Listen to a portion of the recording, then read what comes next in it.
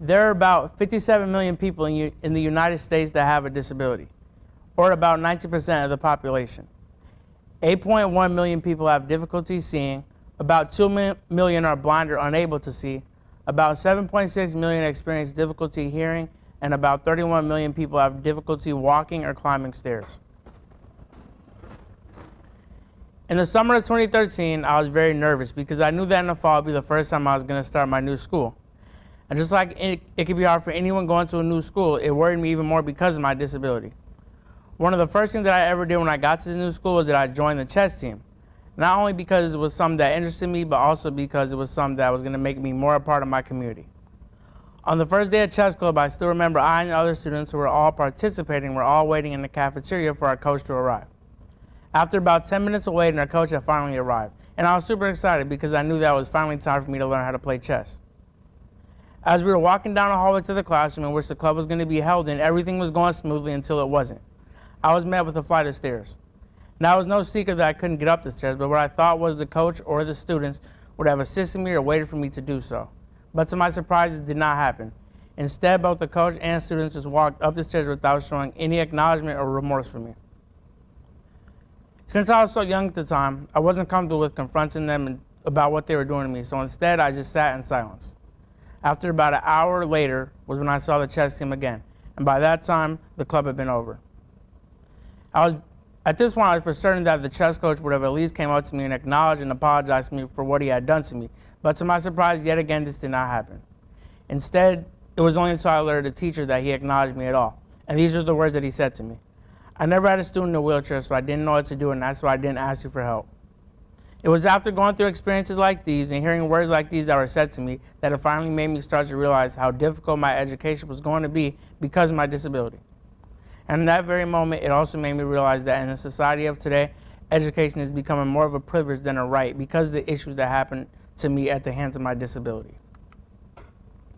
I know this because I've seen and experienced how different characteristics and backgrounds of a person, like their financial status, ability, gender, sex, etc., can not only discourage but also blemish their chance at a higher opportunity, at a higher education. And that's why even after high school, I'm still worried about what college I'll not only be able to attend, but which one would best suit me for my needs and my disability. According to Higher Education Jobs, this is the four-year college graduation rate. 34% with disability and 51% without disability. That's not even half of the campus university with disability that get a four-year college graduation rate. And that's what the most disturbing thing about this is. When I started to think about this statistic and why it was, I started to think that people with disabilities not only have to worry about money and location of their college like everyone else does, but also other aspects like accessibility and culture/attitude towards people with disabilities. And for me, I can also say this because I've had a recent issue at a campus tour at Northwestern not too long ago. In the beginning of the tour, everything was going good. Our tour guide made sure that we had not hit any inaccessible means of entry or stairs on our whole trip. And by this point, I was super happy because people were actually worrying about me and my needs that I had because of my disability. Or so I thought, because about halfway through the tour, I was met with a familiar foe, a flight of stairs. When I was at this flight of stairs, I was for certain in my heart and my mind that both the tour of the campus and or students would have at least waited for me or redirected me to accessible means of entry. But to my surprise, yet again, this did not happen. Instead, I was left at the top of the stairs, and I had that same terrible feeling that I had in third grade. And I do not want anyone else to ever have to go through what I did, disability or not. And that's part of the reason why I'm here today. I decided I want to be an advocate for people with disabilities in college campuses and universities because, quite frankly, they're not doing enough with putting in resources and programs for these kinds of students and individuals. I believe that it is unethical and also unfair that people with disabilities have fewer educational rights and limited school choices because of something they cannot control.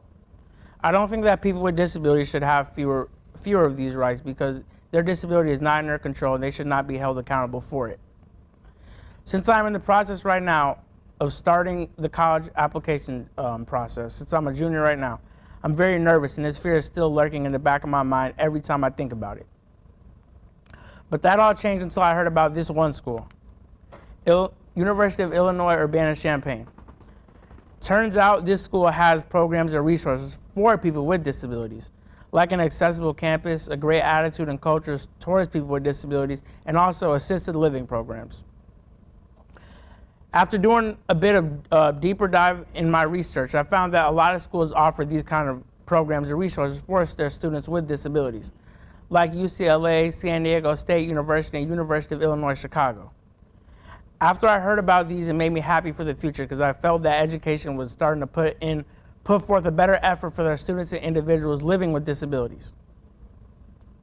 And that brings me to the moral of this talk. Society today, especially in education, needs to be putting in a better effort for their students with disabilities by putting in different programs, resources, and tools to help them. Because no individual should ever have to go through what I did in 3rd grade or feel the way that I did because of something they cannot control, like their disability. Thank you.